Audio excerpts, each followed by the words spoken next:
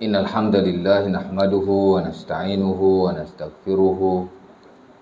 Na'udzu billahi min syururi anfusina min sayyiati a'malina may yahdihillahu fala mudilla lahu wa may yudlil fala hadiya lahu. Asyhadu an la ilaha illallah wa la syarika lahu. Asyhadu anna Muhammadan abduhu wa rasuluh.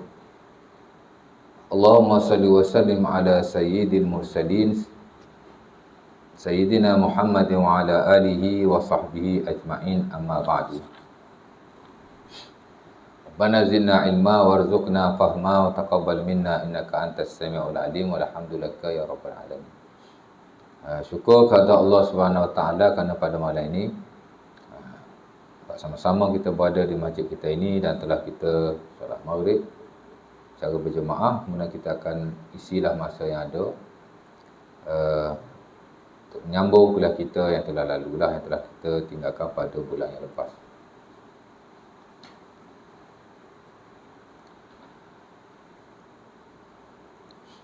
Sejuk. Dik, tutup kipas belakang dia boleh? Tutup. Adik tak apa dia boleh tutup. Belakang ni je. Malam ni kita akan sambung tajuk yang lain. Di mana kalau tak silap saya, last hari tu isteri yang patuh pada suami ya. Malam ni kita baca tajuk yang ke muka surat 122. Itulah mendoakan saudara yang jauh ya. Saya baca dulu teks si pengarang. Katanya diriwayatkan daripada Abu Darda radhiyallahu taala anhu bahawa Rasulullah sallallahu alaihi wasallam bersabda, "Man da'a li akhihi bi zahril ghaib qala al-malakul muwakkalu bihi amin walaka bimislin." Maksudnya, apabila seseorang itu berdoa untuk saudaranya bizahril ghaib, secara jauh, ataupun dalam arti kata yang lain, saudaranya itu tidak tahu orang tu berdoa bagi pihak dia. Kita doa untuk dia tapi dia tidak tahu. Itulah maksud bizahril ghaib. Zahir ghaib kalau kita translate secara perkataan. Zahril ghaib mana zahir yang ghaib. Maksud kita berdoa dia tidak tahu secara ghaib. Maka bila kita berdoa begitu, akan ada malaikat yang diwakilkan untuk mengaminkan doa kita dan berdoa balik dengan katanya amin walaka bimislin. Amin. Ya. Apa maksud amin? Amin ni makna istajib. Memang bila kita berdoa digalakkan dan disunahkan kita baca amin. Amin ya.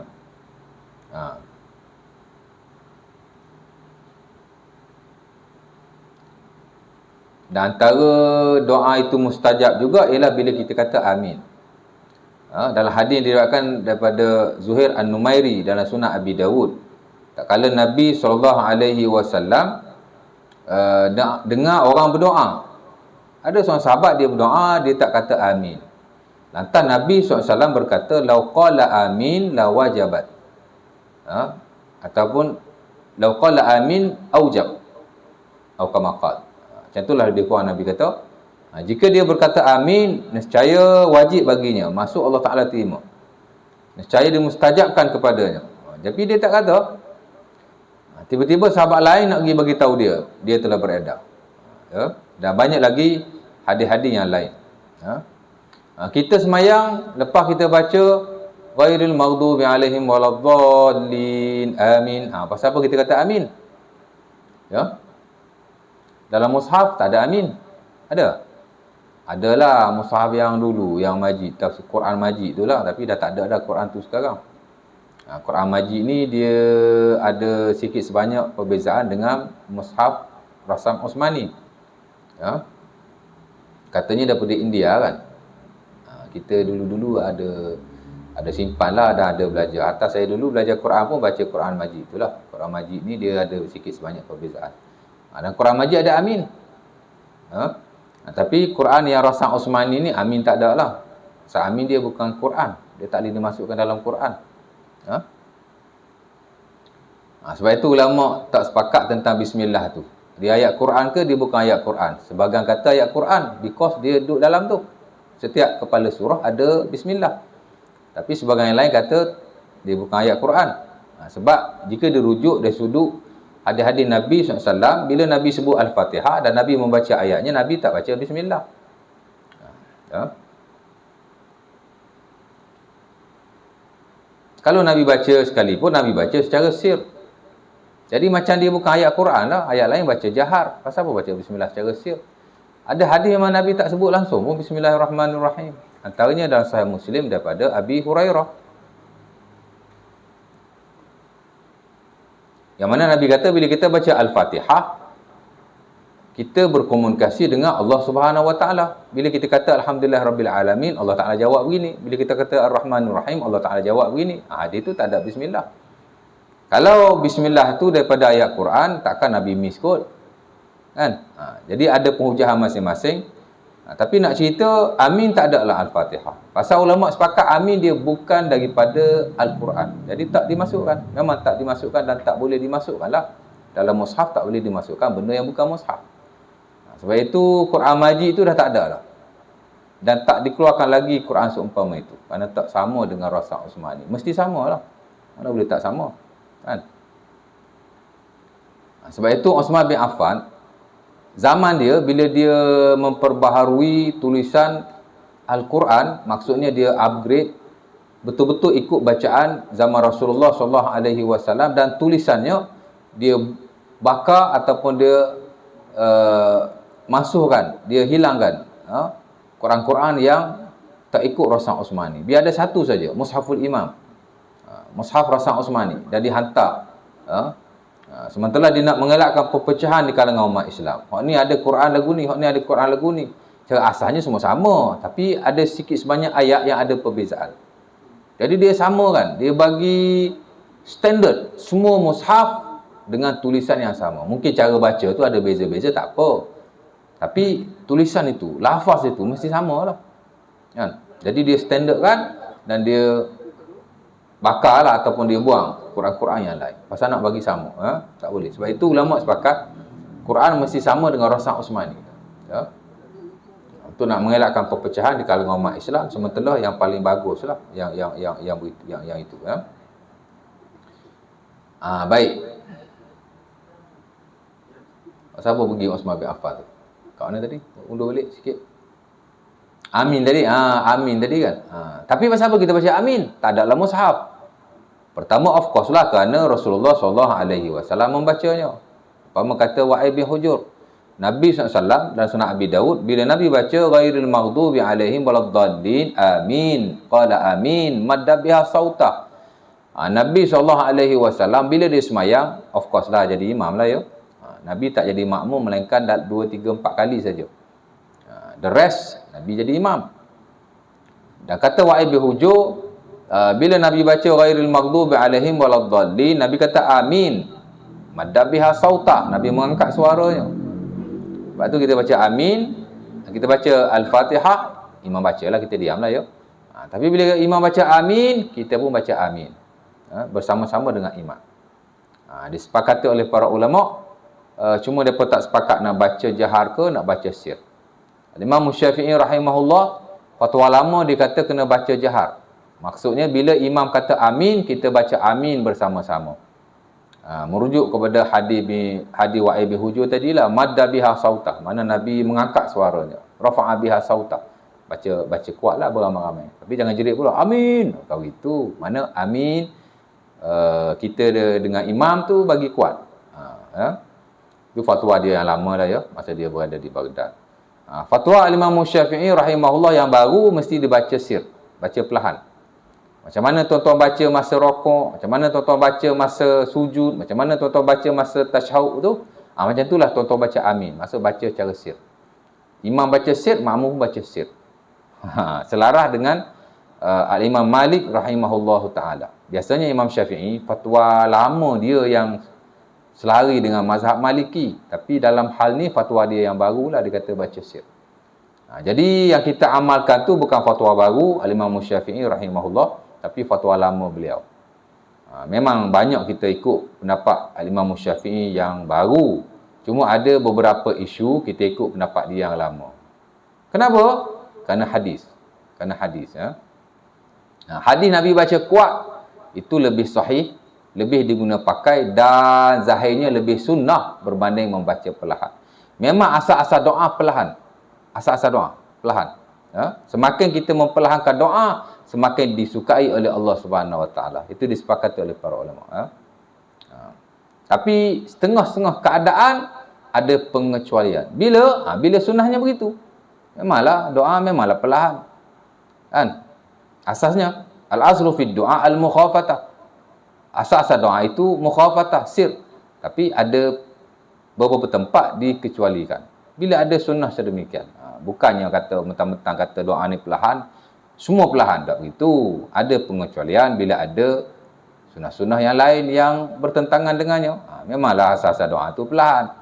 Nabi pun dalam banyak hadis Nabi suruh baca perlahan. Dalam ayat Quran pun banyak ayat Allah Ta'ala suruh sebut perlahan. Surah Al-A'raf ayat 55. Allah Ta'ala kata, وَدَعُوا رَبَّكُمْ تَضَرُّعًا وَخُفْيَةً إِنَّهُ لَا يُحِبُّ الْمُعْتَدِينَ. Bila doa-doa perlahan. Surah Al-A'raf ayat 205. Allah Ta'ala sebut benda yang sama. وَدَعُوا رَبَّكُمْ تَضَرُّعًا وَخِفَةً. Bila baca doa, mesti baca secara tadarru', khusyuk dan khifyah.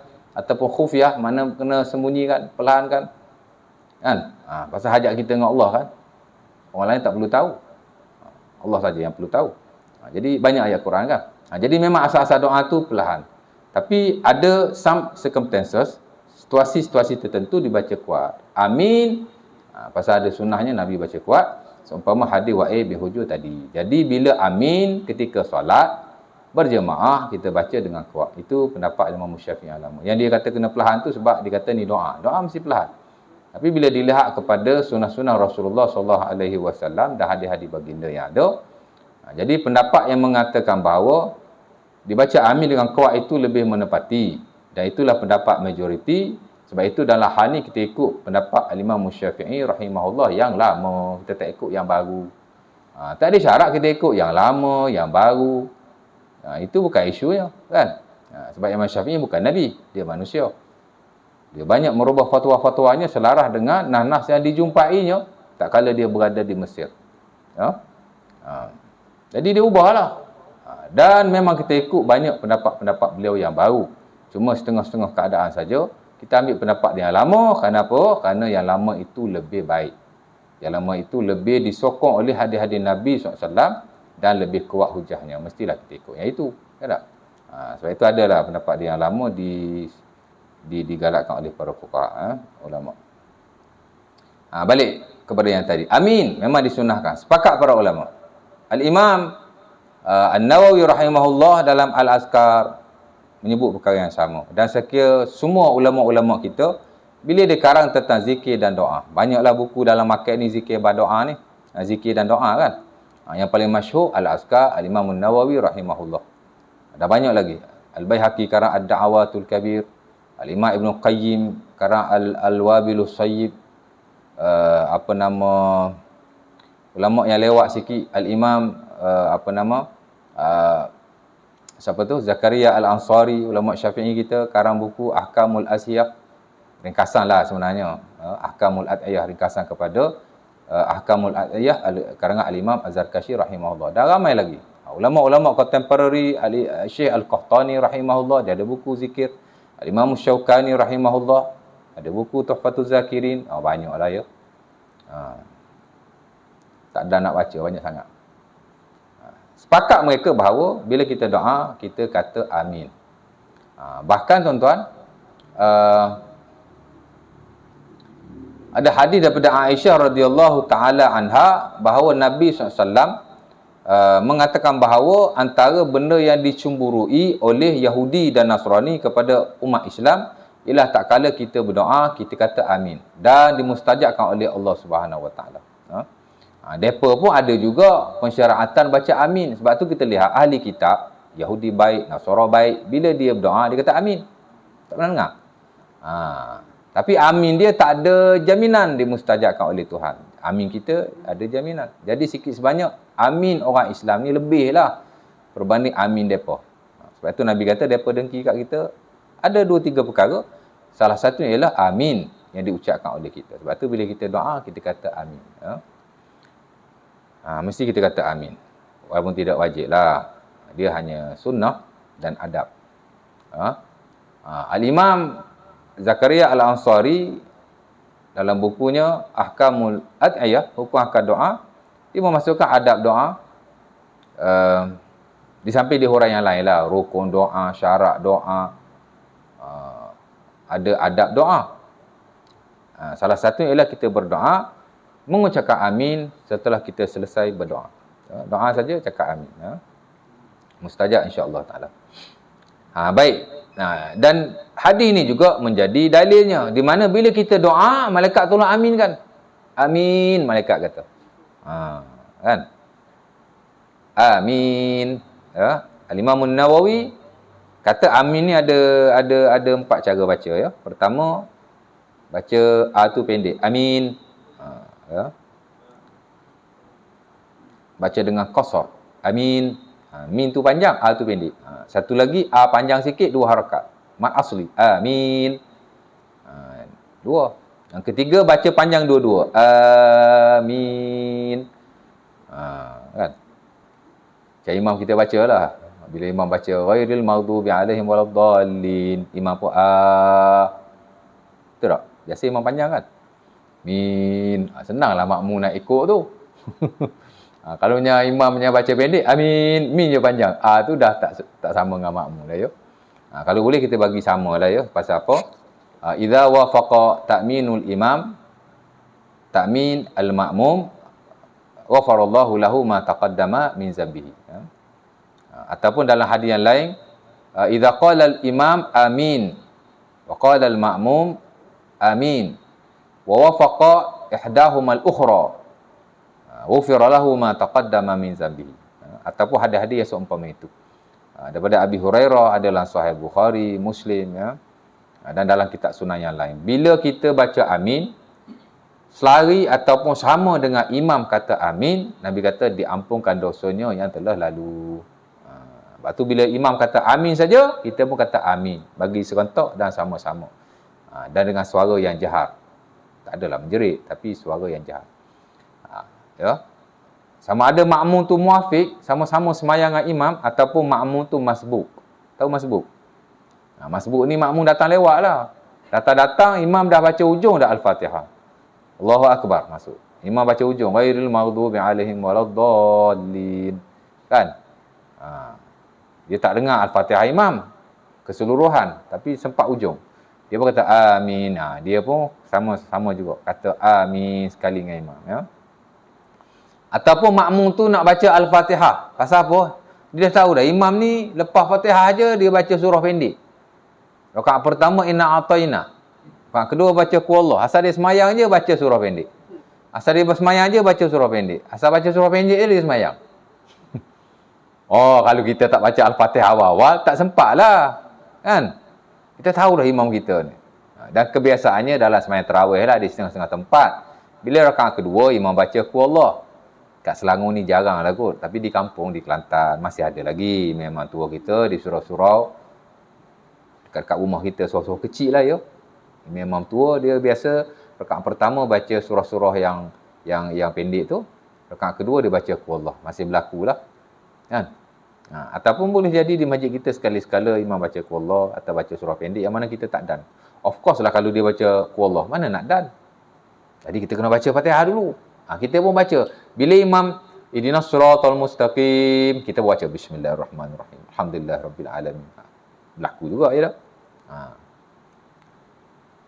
Tiba-tiba imam ghairil maghdubi alaihim waladdallin. Amin. Kita tengah duk baca Fatihah ni. Nak imam sekali, nak amin sekali dengan imam ke tak nak amin sekali dengan imam? Amin sekali dengan imam. Amin sekali dengan imam. Habis tu kita duk baca Fatihah, tak apa. Tak terputus mualat bila kita baca Al-Fatihah jika ia diselangi dengan amin bersama imam. Tak putus mualat. Maksudnya kita boleh sambung Fatihah lepas tu. Tak payah memulainya kembali. Lepas itu bila kita belajar dalam bab syarat kita baca Fatihah ni, selain kita memperbetulkan makhrajnya, barisnya, Antara syarat sah Al-Fatihah juga ialah Fatihah tak boleh diselangi dengan benda lain. Dia mesti mualat. Mualat. Mesti berterusan. Tak boleh diselang-seli dengan benda yang lain. Ya. Tapi kalau selang-seli dengan amin, tak apa. Ha? Imam amin, kita pun amin. Kemudian kita teruskan Al-Fatihah yang kita tinggalkan tadi. Sambung. Tak apa. Dia tak putus mualat. Jadi aminlah bersama imam. Kalau tak amin pun tak dosa dan tak batas sembahyang pun. Tapi kalau amin bersama imam itu lebih baik. Diampunkan dosa yang telah lalu. Ya, sebab itu antara sunnah-sunnah hayat ketika sembahyang ialah amin bersama imam bila kita solat berjemaah. Ya, dipanggil sunnah hayat. Ya. Sunnah ada dua kan? Satu ab'ad, satu hayat. Ya.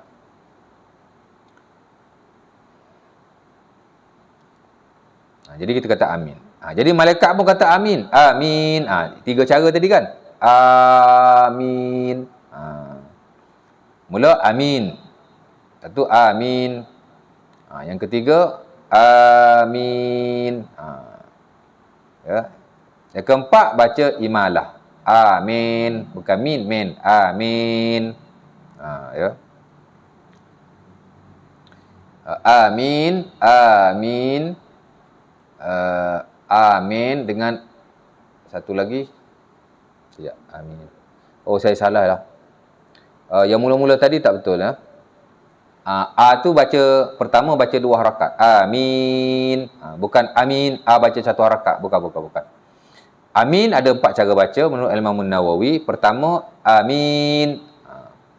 Alif dibaca hanya 2 harakat. Amin. Ya. Yang kedua, alif dibaca panjang sama dengan amin. Amin. Itu nombor 2. Yang ketiga, baca imalah. Amin. Imalah ni baca sengit. Amin. Ya. Yang keempat, baca dengan tasydid. Amin. Ada 4 cara tu ya. Tapi yang paling masyhur dan yang paling digalakkan hanya 2 bacaan saja.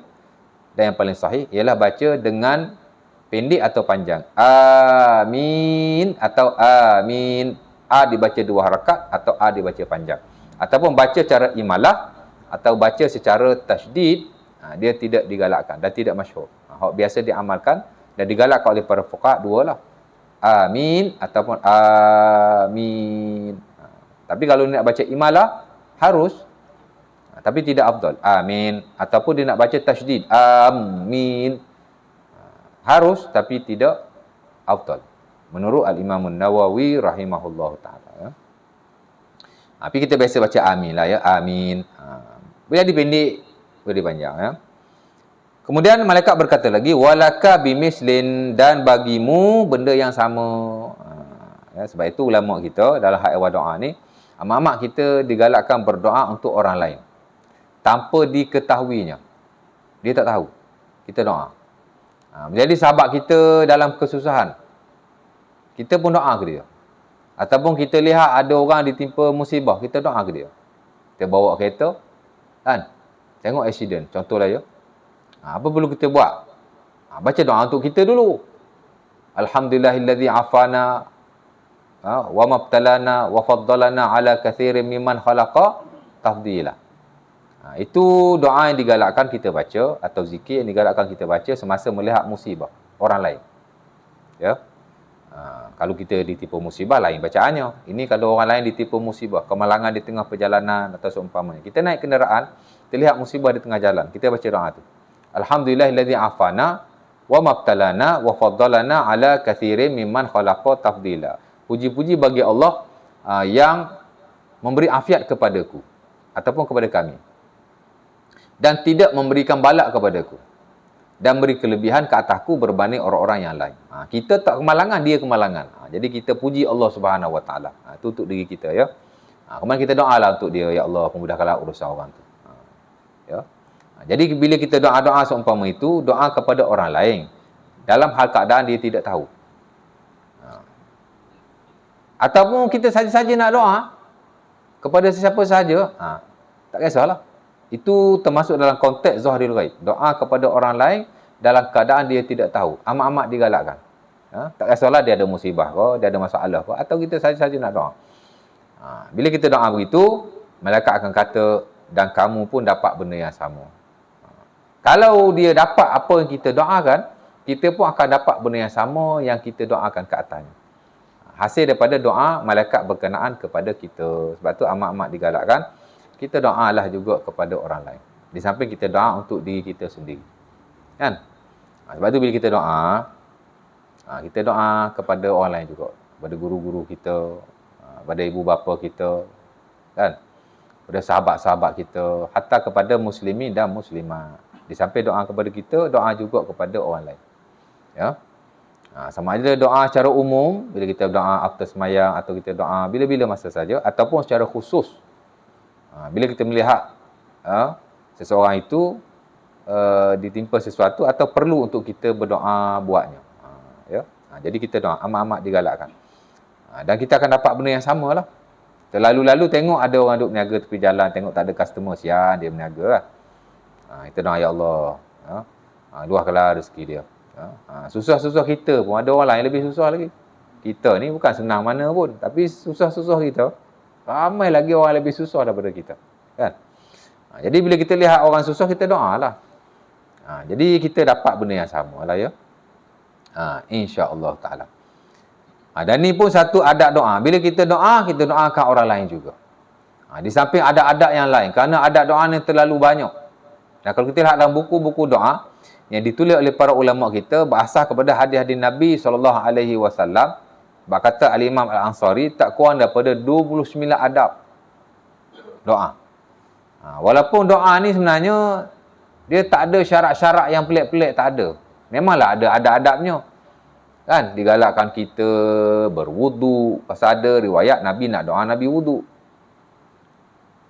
Ada riwayat sahabat nak berdoa, Nabi suruh sahabat tu wudu. Jadi digalakkan, tapi tak wajib.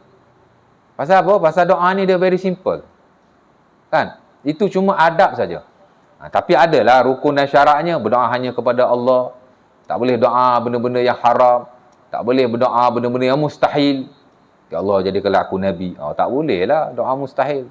Sama ada mustahil pada syarak atau mustahil pada akal. Ya Allah, bila aku dapat terbang. Sampai sudah tak boleh terbang. Itu tak boleh lah. Syarat doa ni ada banyak. Kan? Tak boleh doa yang haram. Ya Allah, kau timpakanlah fulan bin si fulan dengan musibah. Dia tak boleh lah. Melainkan kalau kita dizalimi, adalah sikit sebanyak keharusan.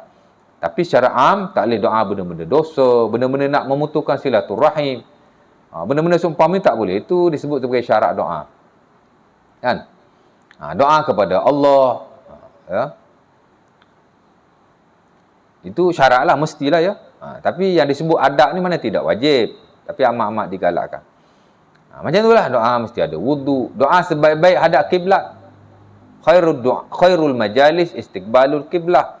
Yang disebutlah hadis Al-Hakim, sebaik-baik majlis ialah menghadap kiblat. As long as kita tidak takalluf lah. Kita tidak, dah tak boleh nak hadap kiblat, nak hadap kiblat juga. Tak boleh lah kan. Macam belajar. Kalau tuan-tuan hadap kiblat, of course lah Tok Guru tak hadap kiblat. Dua-dua hadap kiblat nak belajar macam mana? Ya tak? Kalau semayang boleh lah dua-dua hadap kiblat. Tapi kalau belajar, kalau adalah benda-benda kita tak boleh hadap kiblat. Doa memang digalakkan menghadap kiblat. Selagi mana kita boleh hadap kiblat. Tapi kalau benda tu bukan tak boleh, macam kita digalakkan sebelum masuk tandas kita baca doa. Bismillah, Allahumma inni a'udzubika minal khubsi wal khaba'is. Baca doa kan? Kebetulan tu kita menghadap kiblat. Pasal tandas tu dia membelakangkan kiblat. Bila kita nak masuk, kita hadap kiblat lah.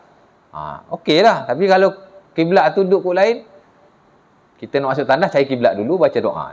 Itu takalluf. Tak digalakkan. Asal nak masuk tandas je, cari kiblat, hadap kiblat, baca doa, baru masuk tandas. Tak perlu. Masuk tandas macam biasa, baca doa sahaja. Sama juga orang kata apa, dalam hal-hal yang lain lah ya. Kalau boleh kita hadap kiblat, especially dalam hal awak ibadah. Kita nak baca Quran, cari kiblat. Baca kiblat lebih baik. Kita nak doa, kita nak zikir, memang digalakkan kita hadap kiblat lah. Ibadah-ibadah seumpama itu. Tapi dalam hal awal yang tidak melibatkan ibadah, terutama ibadah-ibadah khususiyah seumpama itu, kalau boleh hadap kiblat bagus, kalau tak boleh tak perlu sama sekali ya. Dan tak perlu mencari-cari kiblat. Nak makan cari kiblat, hadap kiblat makan. Ya. Walaupun sebagian ulama menggalakkan pasal hadap kiblat di atas umum hadis berkenaan. Ya. Tapi sebagian lain tidak menggalakkan hal-hal yang harus umpama itu. Ya. Kerana dia akan menyebabkan takalluf, dia akan nampak agama ni menyusah-nyusahkan. Kalau ibadah, of course, nak semayang, memang kita hadap kiblat lah pasal dia syarat sah semayang. Memang kita nak baca Quran, nak doa, memang kita hadap kiblat amat digalakkan. Tapi kalau hal-hal yang harus umpama itu, boleh hadap kiblat, bagus, mudah-mudahan. Tapi kalau tak boleh, tak perlu ya. Baik. Banyak doa. Ada doa apa lagi? Kita sepintas lalu kan. Pasal saya sebut tadi, doa ni dia ibadah yang very simple ya. Dia mudah. Cuma dia banyak adab lah, banyak benda sunnah. Berwudu, menghadap ke arah kiblat, mengangkat tangan. Angkat tangan. Bila doa kita angkat tangan. Tapi tak semua doa dia angkat tangan. Ya. Doa-doa yang bersifat zikir yang dilazimi, tak disunahkan kita angkat tangan. Walau bagaimanapun, diharuskan atau digalakkan jugalah oleh sebagian ulama as long as kita tidak takalluf. Ataupun benda tu kalau tak perlu angkat tangan, dia tak perlu angkat tangan. Hatta dalam semayang pun, memang the whole semayang, sebagian besar semayang ni doa. Tapi tak adalah kita angkat tangan. Dan begitu juga di luar semayang. Ya. Pasal doa ni ada riwayat Nabi angkat tangan, ada riwayat Nabi tak angkat tangan. Doa-doa ibadah, khususiyah, Nabi tak angkat tangan. Tapi sebagai ulama mengharuskan. Lagi mana kita tidak takalluf. Contohnya nak masuk masjid. Ada doa kan? Boleh dah angkat tangan sebagai mengharuskan. Walaupun tak ada riwayat Nabi mengangkat tangan. Pasal dia tertakluk dalam doa dan tidak takalluf. Mana boleh lah. Ya. Ada dua tempat saja ulama tak galakkan. Maksudnya saya sebut tadi, doa ni, ada riwayat Nabi angkat tangan, ada riwayat Nabi tak angkat tangan. Yang Nabi angkat tangan, of course sunnah, angkat tangan. Pasal Nabi angkat tangan. Yang Nabi tak angkat tangan, jika ia tidak takalluf, tidak menyusah-nyusahkan, harus angkat tangan. Kerana dia doa. Macam doa masuk masjid. Tak ada riwayat Nabi angkat tangan. Tapi boleh angkat tak? Sebagai ulama kata harus. Ada juga sebagian kata tak sunnah pasal Nabi tak angkat. Tak ada riwayat Nabi angkat. Pasal sahabat ni, dia meriwayatkan setiap benda yang Nabi buat. Kalau Nabi angkat tangan, of course dia akan sebut Nabi angkat tangan. Tapi Nabi tak angkat tangan. Jadi ulama bahas, boleh ke tak boleh? Nabi tak angkat ni, boleh ke tak boleh? Jadi sebagian kata, tak perlu. Atau tak boleh. Sebagian kata boleh. Kerana ia doa. Kembali kepada umum doa, angkat tangan. Ada hadis umum doa kan? Ada angkat tangan. Jadi kata boleh lah. Tapi tak adalah betul-betul sunnah yang dituntut secara khusus. Dia tertaluk kepada sunnah yang am.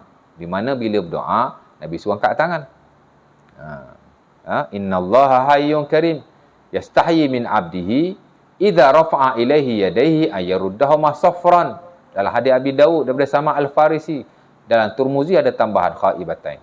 Nabi kata, Allah Ta'ala ni maha pemalu. Bila seorang tu mengangkat tangan kepadanya berdoa, Allah Ta'ala malu kalau Allah Ta'ala tak bagi apa-apa kepadanya. Allah Ta'ala biarkan tangannya kosong. Jadi, hadis-hadis umpama ini umum. Doa angkat tangan. Jadi, dia kata harus angkat tangan. Ya. Dan begitulah pada waktu-waktu yang lain. Ada dua tempat saja ulama memakruhkan. Ya. Amat-amat tidak digalakkan.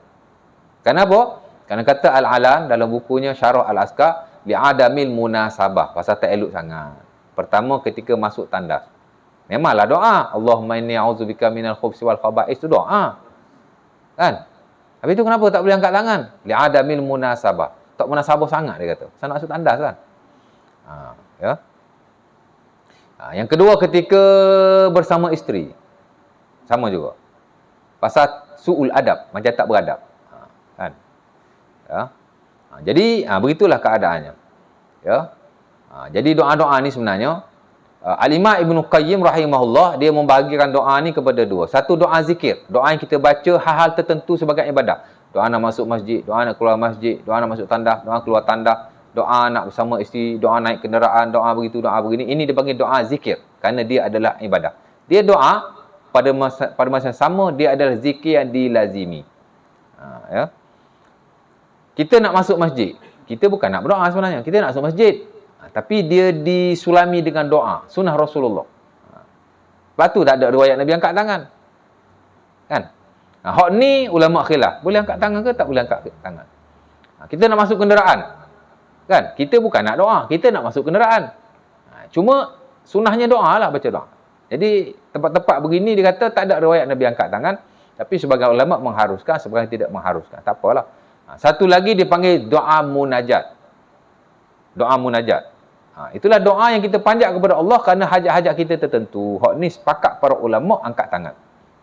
Sepakat para ulama angkat tangan. Ya, pasal Nabi SAW bila berdoa, bukan doa-doa tadi, doa pendek-pendek sesuai perbuatan kita pada waktu-waktu tertentu. Ini doa munajat betul. Kan? Nabi doa ketika nak perang Badar, Nabi angkat tangan. Tinggi sampai jatuh ridaknya. Nah, Sahih Muslim daripada Ibnu Abbas ataupun Sahih Bukhari. Bila kita belajar bab perang Badar, takkan jumpalah hadis tu Nabi mengangkat tangannya yang tinggi sehingga jatuh kain ridaknya. Kalau akak rendah tak jatuh dah kain ridak. Tak? Besar hajat Rasulullah. Angkat tangan lah, of course lah ya. Sama juga dalam doa-doa yang lain. Mana lagi doa munajat Rasulullah SAW? Sama juga ketika istisqa. Nabi doa ketika nak minta hujan. Kata Anas bin Malik dan Sunan Tirmizi, Nabi mengangkat tangannya kepada Allah. Istasqa Rasulullah. Apa jenis hadis tu? Istasqa Rasulullah. Nabi SAW istisqa kepada Allah. Nabi doa. Kemudian Nabi menjadikan wa asyara zahra kaffaihi ila sama. Istasqa Rasulullah. Kata Anas bin Malik. Sunan Tirmizi atau Abi Daud. Istasqa Rasulullah wa asyara bi zahir kaffaihi ila sama. Nabi SAW istisqa, minta hujan pasal kemarau waktu tu. Dan Nabi berdoa, Nabi menghadapkan belakang tangannya ke langit. Kan? Jadi ulama kita bahas, apa maksud Nabi menghadapkan tangan ke langit itu? Nabi menghadap tangannya ke langit, bahagian atas ni menghadap ke muka. Kenapa? Kerana Nabi doa tinggi kepada Allah Subhanahu Wa Taala. Bukan Nabi doa macam tu. Sebab tu sebagai ulama, konsep bila nak minta dengan Allah benda baik begini, konsep nak minta benda buruk macam ni, dia tak apa setuju. Sebenarnya bukan begini. Doa baik ke buruk semua macam ni. Cuma bila doa hajat yang besar kepada Allah, kita doa tinggi.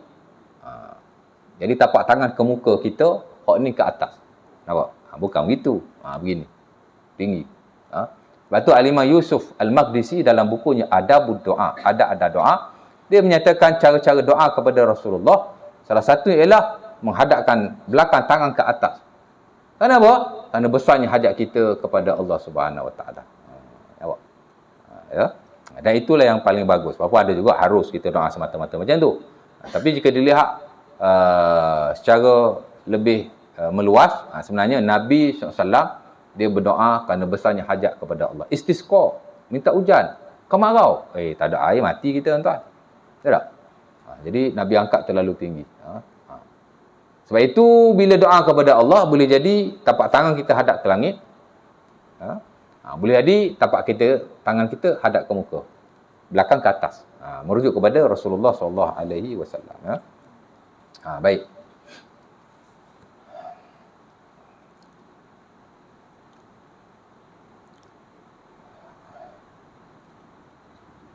Itu adab dia lah ya. Apa lagi? Banyak lah ya. Mendahulukan dengan memuji Allah. Sama juga. Dia nak doa, puji Allah Subhanahu Wa Taala. Ada hadis yang diriwayatkan dalam Musnad Ahmad, dinukilkan oleh Al-Imam Ibnu Katsir dalam tafsir Al-Quranil Azim. Tafsir dia lah ya. Dikomentar oleh Syekh Ahmad Syakir dalam ringkasan tafsir Ibnu Katsir. Depa bawa mari satu hadis Nabi SAW yang diriwayatkan dalam Musnad Ahmad, di mana Rasulullah SAW, cuma sanad hadis ni ada yang kata hasan, ada yang kata tidak sahih ya. Tapi ulama sepakatlah ya, bila nak doa kepada Allah disunatkan memuji Allah. Puji Allah dulu. Itu sunnah Rasulullah SAW. Ulama sepakatlah ya. Macam mana nak puji? Puji Allah dengan menyebut nama-namanya. Salah satunya hadis inilah. Kata Nabi SAW, bila seorang itu berdoa, lalu dia kata, Rabbana lakal hamdu kama yanbaghi li jalali wa syikau azim sultanik. Bila kita baca doa, kita puji Allah macam tu, malaikat yang mendengar berebut-rebut nak tulis dan nak bawa ke hadrat Allah Subhanahu Wa Taala. Dah ada jaminan dia mustajab kan? Pasal kita puji Allah Taala dulu.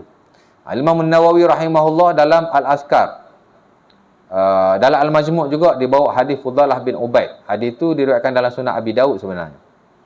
Cuma Imam Nawawi dalam Al-Azkar dia kata hadis ni dhaif. Dalam Al-Majmu' dia kata hadis ni hadis sahih atau hasan. Dia ada beza lah ya. Awal-awal dia kata hadis ni dhaif. Bila dia kaji dia kata hadis ni hadis hasan. Mana boleh diterima lah ya. Sama juga Nabi kata bila kamu berdoa, idza sallaitum fabda'u bis sana'i 'ala Allah. Ya, Nabi kata bila kamu berdoa, mulakanlah dengan memuji Allah. Summa sallu 'alan nabi. Kemudian solatlah ke atas Nabi, yakni selawat. Sebab tu sepakat ulama tuan-tuan, bila kita nak doa munajat lah ya, bukan doa ibadah. Nak masuk tandas tak perlu puji Allah, tak perlu selawat. Pasal tu doa zikir. Nak masuk masjid tak perlu puji Allah, tapi sunat selawat. Pasal ada riwayat Nabi selawat masuk masjid. Bismillah wassalatu wassalamu ala Rasulillah. Baru baca Allahumma ftahli abwaaba rahmatik. Dia lain. Pasal ada riwayat. Nak masuk kenderaan tak payah selawat, tak payah puji Allah. Pasal dia zikir. Ini doa munajat. Doa munajat kita dengan Allah ni. Kan? Digalakkan kita puji Allah dulu, baru kita selawat kepada Rasulullah SAW. Ada asar yang mana bila kita doa munajat begitu, kita tak puji Allah, ataupun bukan kita tak puji Allah, kita tak selawat kepada Nabi, doa kita tak sampai. Terapung-apung di langit. Ya. Walaupun hadis itu tidak marfu' lah kepada Rasulullah, bukan Nabi kata. Ada dia hadis Umar Al-Khattab. Ya, tapi diambil kira oleh para ulama bila dirilik dengan hadis-hadis sahih tentang selawat kepada Nabi sebelum doa. Jadi digalakkan kita berselawat kepada Nabi. Kalau kita tak selawat, tak sunnah lah. Ya. Kemudian takut Allah Ta'ala tak mustajab. Takutlah ya. Dan takut-takut doa kita terapung-apung di langit. Doa munajat lah ya. Jadi amat-amat digalakkan kita nak minta satu dengan Allah, puji Allah Ta'ala. Walaupun ringkas. Tak perlu panjang-panjang. Dan tak perlu hafal yang panjang-panjang yang ada dalam buku. Tak payah. Semua orang boleh sebut nama Allah. Allah Ta'ala sebut walillahil asma'ul husna fad'uhu biha. Dan surah Al-A'raf banyak ayat tentang doa. Ayat 180 Allah Ta'ala kata Allah Ta'ala ada nama-nama yang baik. Mintalah dengannya. Tak payah panjang. Nabi SAW ada banyak riwayat. Sebelum doa Nabi kata ya hayyu ya qayyum. That's it. Mana ada yang panjang, ada yang pendek. Kan? Kalau panjang mungkinlah orang biasa tak boleh nak baca. Nak hafal dulu. Susah juga. Islam ni dalam banyak hal. Jangan merumit-rumitkan. Jikalau ada benda yang mudah. Ajar kedua-duanya. Hak panjang, hak ni. Tak hafal? Tak apa. Ada hak pendek. Nama Allah takkan tak ingat kot. Tak ingat ustaz. Ya Hayyu Ya Qayyum. Ataupun Ya Zal Jalali Wal Ikram. Tak ingat juga. Ya Allah je lah. Ya Allah. Okey dia tu. Kan? Kemudian baru selawat kepada Rasulullah SAW. Selawat pun tak perlu yang pelik-pelik. Kan? Allahumma salli ala Muhammad. That's it. Ataupun nak panjang sikit, Allahumma salli ala Muhammad. Kama sallaita ala Ibrahim. Hak mana kita baca dalam semayang, baca hak tu. Itu the best selawat. Itu selawat yang paling afdal sekali. Ya. Sebab tu kadang-kadang kita baca selawat tu dalam solat saja. Kekal dalam solat. Luar solat tak baca. Ya. Tapi tak apalah, itu panjang. Kalau nak pendek, Allahumma salli ala Muhammad. That's it. Lepas tu minta lah, ya Allah, begitu begini. Ya. Mudah-mudahan. Ya. Baik. Azan dah, kena berhenti lah kita. Kemudian next nanti saya akan baca teks ni bagi habis ya. Teks ni tak ada apa pun. Dia cuma ulas sikit saja. Mudah-mudahan. Jadi saya rasa setakat itu. Ada soalan tak? Tak ada ya. Kalau ada soalan, tanya lepas ni lah. Sebab dah azan. Ada soalan? Simple question, simple answer. Tak ada ya? Aku qauli hadza, Assalamualaikum warahmatullahi wabarakatuh. Tutup majlis kita dengan tasbih kafarah dan surah Al-Asr.